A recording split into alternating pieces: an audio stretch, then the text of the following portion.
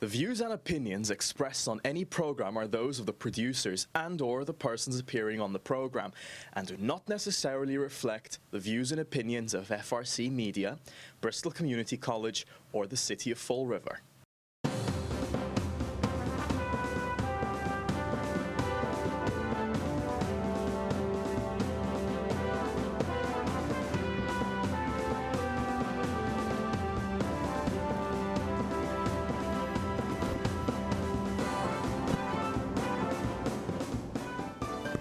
Well, hello. Welcome to Spindle City Straight Talk. I'm Chip. You're very muffled. Oh, your mic again, on the desk. You're CJ? I'm CJ, There yes, we I'm go. CJ. Hey, we have, and we are live on Facebook today, and We are live on Facebook and on YouTube. YouTube. So welcome, Wednesday. So we have a few things. I guess I brought those in just in case we ran out of stuff to talk about because, I mean, we had the governor here yesterday, and we got $600,000 from him for the Veterans Memorial Wall. It's an 80% reproduction. Yeah, he'll be running for president. He'll be running for president at some point in time. So you want Probably. to make a lot of So I mean, it was a good ceremony. As a matter of fact, in the edit room right now, they're editing it for the news program for tomorrow. But I had a small problem with the ceremony. The problem I had with the ceremony was we had a lot of newly elected officials. They're elect. They're not current officials. And from a protocol standpoint, I don't think they should have been standing there being recognized or being called up to speak. And I know we don't have a mayor right now, so maybe that's why they let Paul speak, but they did have Cliff speak. And I'm not... Who is an elected official, by the way? Yeah, so Cliff is an elected official. Yeah, so. And he's the acting mayor. Yeah. But you know, that's just from a protocol standpoint. Yeah. I mean, he didn't say anything wrong. Nobody did anything wrong. But from a protocol standpoint, you know, you don't have to recognize those people, and they really shouldn't be speaking. You know, yeah, it's true. But you know, we have a. But we have a strange situation in Fall River right now. Well, yeah, Fall River's strange period. I mean, they're still running that commercial with Gina saying we don't want to be like Fall River. Right. You know, so we're infamous, and we really don't have a big field for speakers because the ones that are lame ducks are basically gone, dead ducks. They don't want to be in public anymore. The hell, there's no reason for them. They're not looking for votes. And the new ones are looking for some notoriety. But you're right, protocol-wise. But they had to stick somebody on the stage. I guess Right. they got. But we have a couple of articles. This Amanda Burke wrote an article about the Rene Brown case. You don't want to get into this. This is really a whole bunch of things. So if you want to read it, go to the Herald News. Well, parts of her case were dismissed because that police officer who's been involved in the alleged corruption scandals of you know, false police reports and everything else, he's involved with the case against her. So, I mean, there's something going on. And you know, she may walk on this. Well, you know, it's a strange case, and there's a lot of twists and turns, and it's kind of hard to make. But the Commonwealth is still pursuing some of the charges. So, right. You know, to me, it's okay. It's people are interested in this kind of stuff. Take a read on the article. But then we've got, again, kind of like the Chamber of Commerce. The political dumping ground for all the connected people in the world. Bristol County Training Consortium. One of our favorite places where we have people that have jobs that they never show up to. Exactly. And get paid. And everybody there is related to somebody. Or it's getting a political payoff. Former mayors or relatives and political payoffs and nobody knows what they really do. And they've got an office in Attleboro and Taunton, and I just want to know if they're kicking in their fair share toward the health care, because I recently was learned that they're in our health care system, even though they work in the Taunton and Attleboro. So why isn't Taunton and Attleboro picking them up? Right. Because it's Bristol County Training Consortium, not Fall River.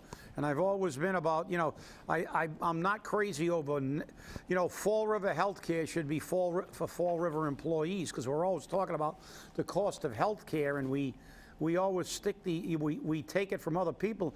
And I don't have a problem if they're paying their fair share. But I mean, why should we be picking up people who are working in Attleboro and Taunton? But the other thing is, that's the Bristol County. Yes, county. County. Why aren't they in a county? Yeah, exactly. Why aren't they in the county system? Yeah, it's the same. Where they belong. Why? Let me whisper the answer.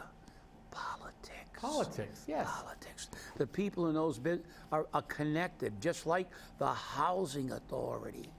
Now it's a federal agency. It used to be part state, part federal. Right. But at least the housing authority isn't in our health care plan. They have the GIC. But they are in our retirement system, which is another thing. So even though they're not city municipal employees, but that's another issue. But now here's the BCTC saying that the jobless rate continues downward, and they talk in this article about how it's a good sign it keeps going down. But the reason it keeps going down, people get kicked off the rolls. yeah, and more importantly, what have we been saying on this show for years now? That our workforce has declined. That's right. It's gone from 44,000 down to 40,000. So that's a significant amount. And you take that and then look at the remaining 40,952 versus 44,403. Half of those people are unemployable. Right. Right. And so, of course, the jobless rate is going to go down because these people have they've been on the roll so long, they don't have any benefits left anymore,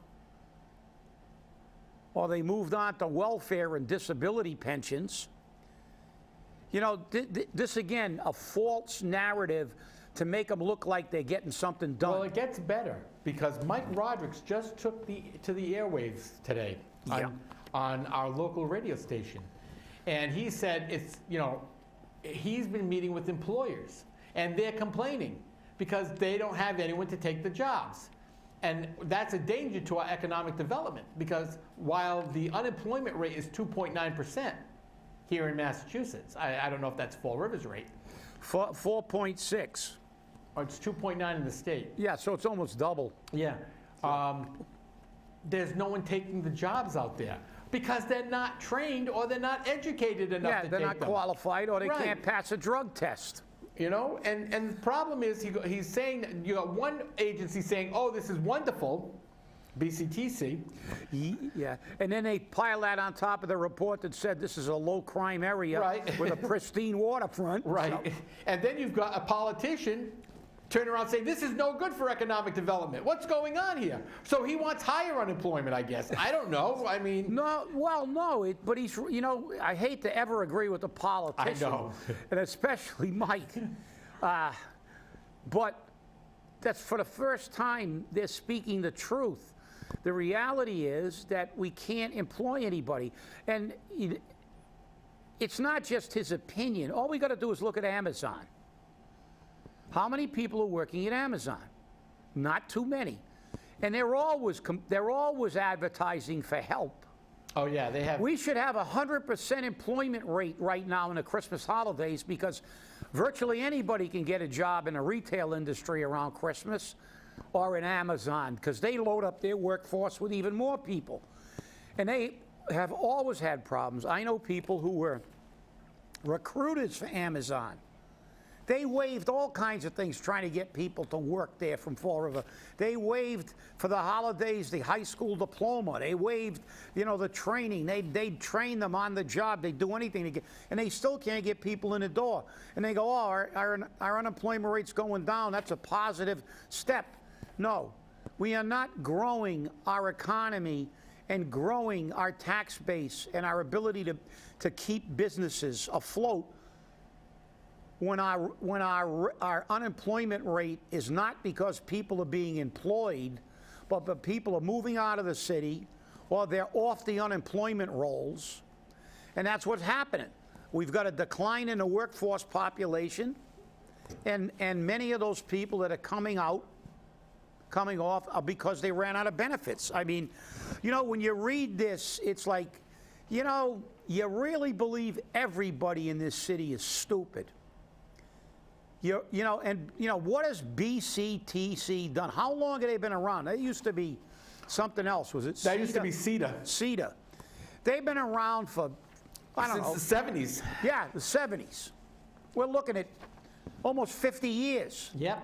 It will be 50 years. That's right. It will be 50 years, exactly. It will be 50 years. And look at the great job they've done. We still got one of the highest, if not the highest, unemployment rates. I don't care if it went down from 12 to 4. But it didn't go down because people are becoming employed. Show me a statistic. Whoever this, Holly Hill Baptista. So she got a hyphenated name, means she's important. But the employment trends keep moving in a positive direction. Really? When you're losing, well, that's about 15%. You know, that's about 44,000. 10% would be, you know, yeah. So you're losing about 25% of your workforce, and you say that the unemployment's going down because they're not here anymore. So they can't be employed, and they can't be counted in the unemployment rate. How much is that is caused by people not being eligible any longer to be counted in the unemployment rate because they're out of benefits? You know, again, figures don't lie, but liars can figure. And they can manipulate figures any way they want. It takes somebody to look at the figures and really, really do a in-depth study and look if they're applying it correctly. You just can't use that generalization. It's like if you walked into the unemployment agency and shot 50% of the people in line, you could say that you cut your unemployment rate in half. Is that really what you did? Because we lost workforce and people fell off benefits. Why isn't that included? How many people ran out of benefits out of that original number that you're using? We know how many moved away, around 4,000. So, you know, these figures are, you know, but then again, what are we dealing with? We're dealing with a pseudo-political agency. It was created by the city of Fall River when it was CETA to give jobs to all their friends. And it still remains that way. There's an employee that we have been told hasn't showed up for work in years, but they get paid. And when you ask what the job is, nobody knows. Nobody knows. And then we've heard every excuse from the fact that she works from home. We're hearing that a lot lately. Yeah, that's what I'm getting ready for the segue for you, CJ. She works from home she's on the road all the time. So I guess she never has to go back to her office. She must have the office in the backseat of her car. But, you know, these people that work from home, look, I know there are a lot of private companies that allow people to do certain jobs from home. But their productivity is monitored, obviously, because if they go home and they're watching football games or soap operas and they're getting nothing done, they're going to be fired. But that never happens with government jobs, with political jobs. They just say they're working at home and they're not really working. And it doesn't matter if they're not really working, because it's the government. We pay people who shouldn't be who should take a leave of absence and unpaid. We pay them. We got people who are in their seat illegally because they filed fraudulent nomination papers. We pay them. CJ asks for a legal opinion. He never gets it. Well, I didn't ask for it. The Elections Commission did. Now we got people. Well, you asked the Election Commission. Yes. Yeah. So I mean, you're the catalyst for this. I'm always the catalyst. So, but I mean, and now we find that our new, I don't know what her official title was. What is she? Guru of Economic Development? She's the Economic Development Director. Director. Okay, Director of Economic Development. We've been told that she works a 4-day work week. Another one. She gets a full-time salary and she gets a long weekend every weekend. But they said, oh, no. She goes to Boston for meetings every Friday. BS. Giant pile of BS. Nobody goes to Boston every Friday for meetings. Because half of Boston is getting out early to beat the traffic on Friday. That's right. Nobody goes to afternoon meetings in Boston, ever. They want to be out of town by 12. Even when we used to go to Boston for arbitrations, and we were there, even on a weekday, but especially on a Friday, the first thing the arbitrator said was, you guys want to break for lunch? Or do you want to work right through lunch and get out of here early and beat the traffic? Because he wanted to beat the traffic. And guess what? 100% of the time we worked through lunch. So she went to Boston. Then when we pressed on that, they said, oh, no, well, she doesn't really go to Boston every Friday. She works from home. Really? She works from home? How are you an economic development director? Some guy walks into the city hall, wants to develop the city economically, and he walks in and says, I want to talk to the economic development director. It's Friday. They say, oh, Come back on Monday. she's working at home. You want to go to New Bedford and find her to see if she's at the supermarket or out with her kids or whatever, or running her law practice? No. Another government job, no show. Mary Sahadi was supposed to be part-time. Then we found out she had 3 part-time jobs. So you think there's any amount of oversight on these political hack jobs that they give out? No. The individual in BCTC's been working there for decades. You go ask, can't ask that question. She works, she's been separated from our main office. She's got her own office that nobody ever sees her in. But, you know, she's doing her job. Really. Okay. In private industry, you can work from home all you want, but you better damn well do your job.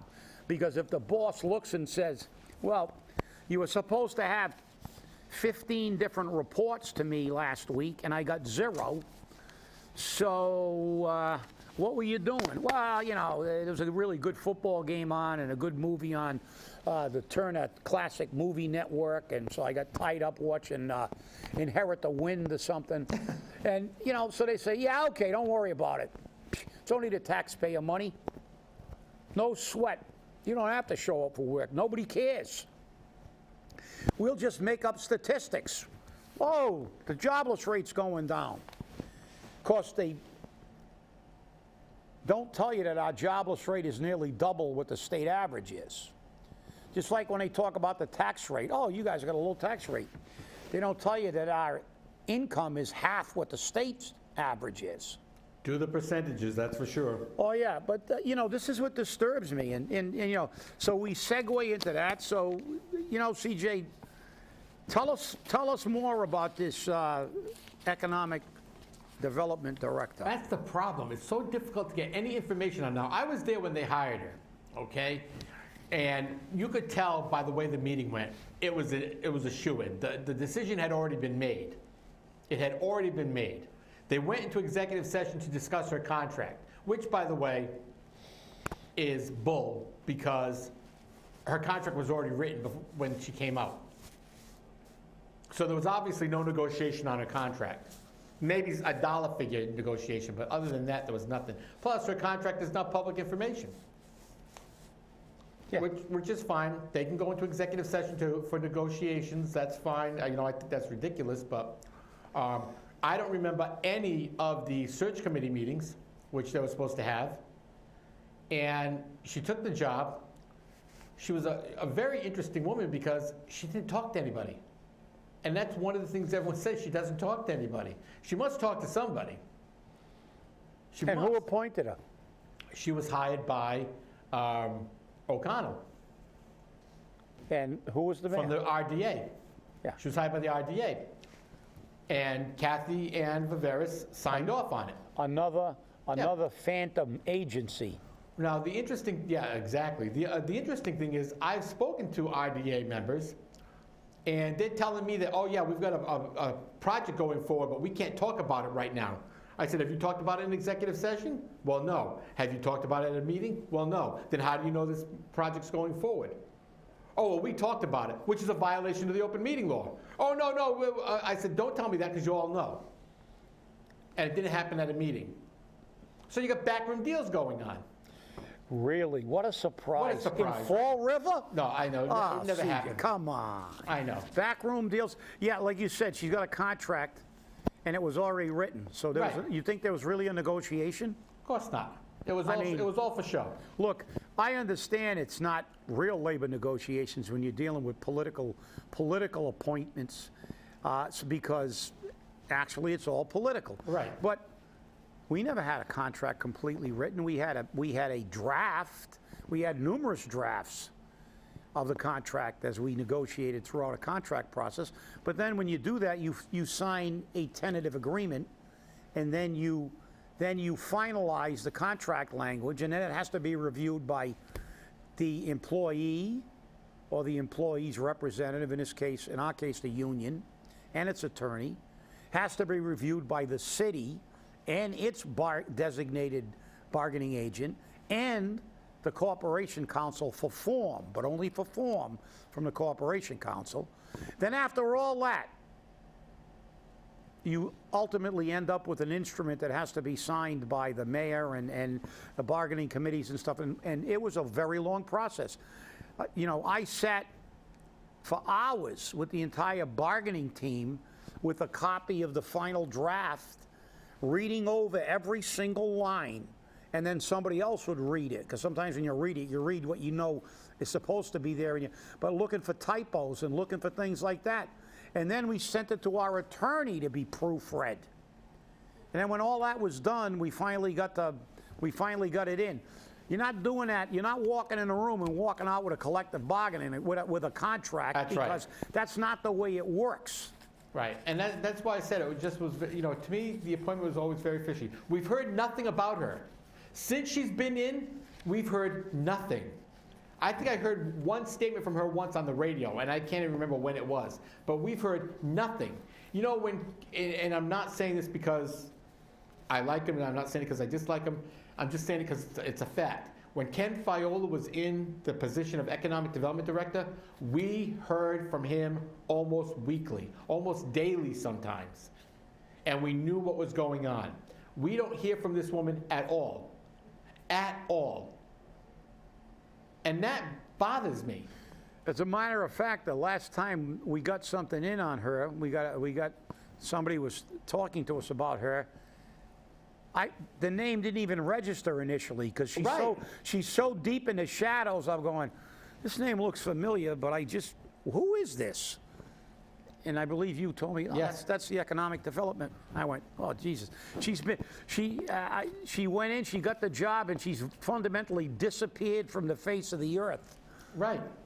So I don't know whose economy she's developing, but it's Fall River with all these government agencies.